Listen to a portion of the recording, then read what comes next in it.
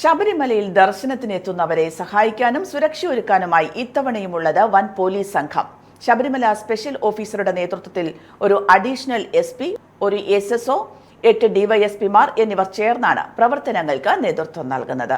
11 circle ഇൻസ്പെക്ടർമാരും 31 sub ഇൻസ്പെക്ടർമാരും 980 പോലീസുകാരും സംഘത്തിലുണ്ട്. ഇവർക്ക് പുറമെയാണ് ബോംബ് ഡിറ്റക്ഷൻ സ്ക്വാഡ്, സായുധ കമാൻഡർമാർ, ദ്രുതകർമ്മസേന തുടങ്ങിയ സംഘാംഗങ്ങളുമുണ്ട്.